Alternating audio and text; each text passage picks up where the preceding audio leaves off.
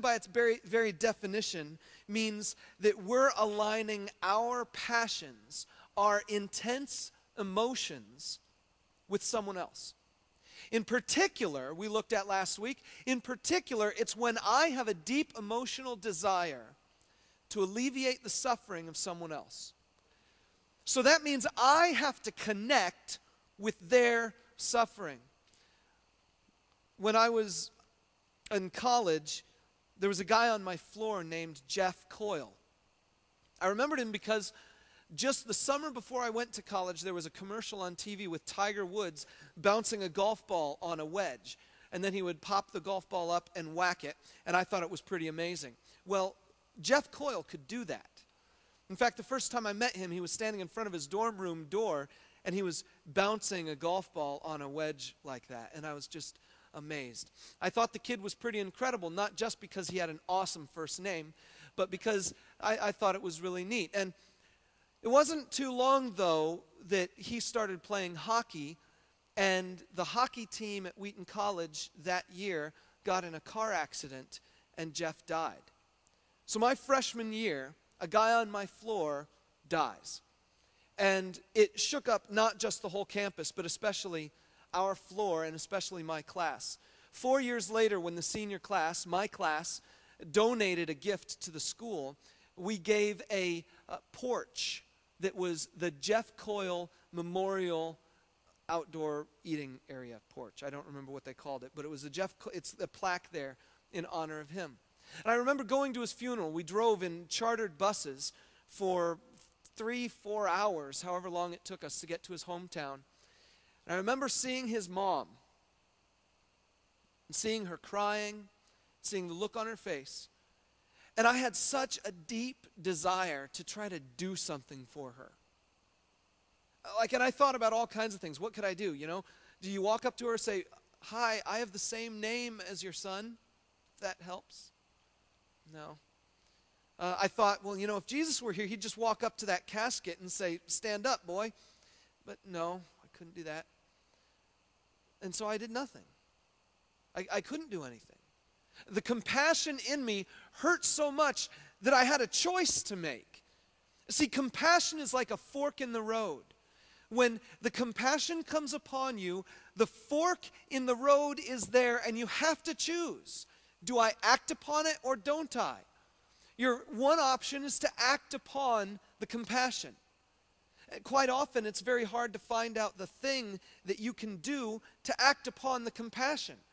When I lived in Chicago, I remember there was this one guy who was on this one particular corner all year long.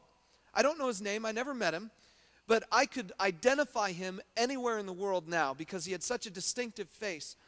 And standing on the corner, when the cars, Chicago is interesting, by the way, because the beggars in Chicago are aggressive. When you come up to the stoplight, they come off the corner and walk through the cars, holding their little cups. And so here's this guy. The first time I ever saw him, he's holding this little cup and he was walking like this. And he was just mouthing the word "please," I think. He's going, "Please, please, please." And I felt so compassionate for him. It's like, what can I do for this guy? 2 weeks later, I was driving down the road, and I saw him on a bicycle, riding along. Just absolutely normal. And I kid you not, later, I once saw him walk up to a corner, at the corner stop, wait for the red light, and then do his thing again. And I thought, what in the world? How do I know what to do? My heart goes out to this guy. He's obviously having a rough life. And it's so rough that he has to pretend it's even worse so that he can get handouts from people.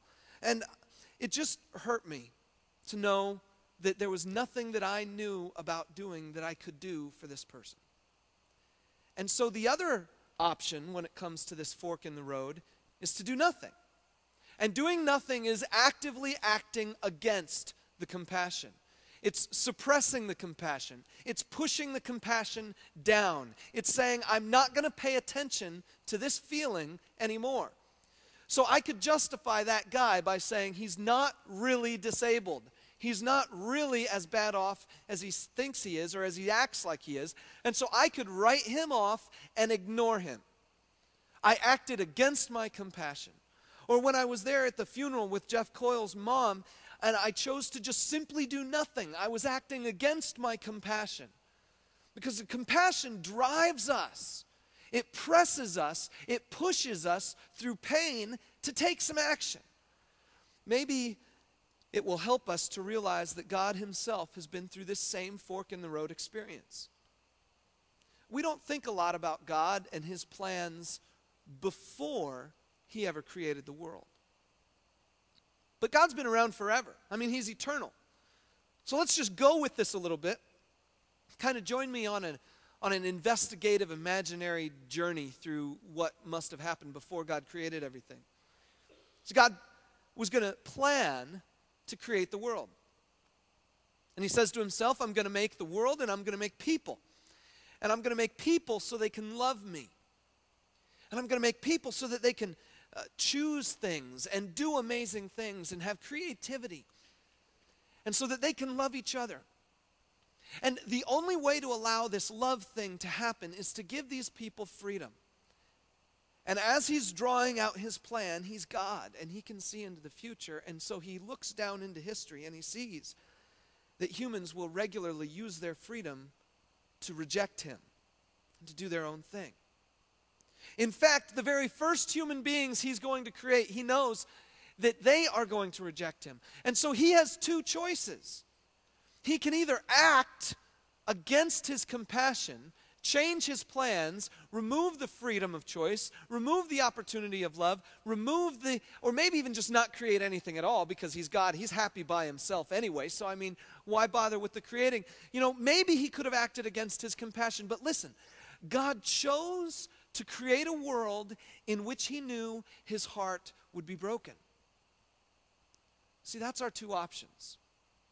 Our two options are to act upon the compassion or act against it. But I have to warn you, sometimes we act on our compassion in such a way that is actually doing the reverse. One quick comment about that. There's an agency out there called Compassion International. It's a good name. It's an agency that asks people with financial resources like you and me to donate around $30 a month to pay for food, education, and clothing for a child in a third world country. And so you would actually adopt by distance a child, sort of adoption. It's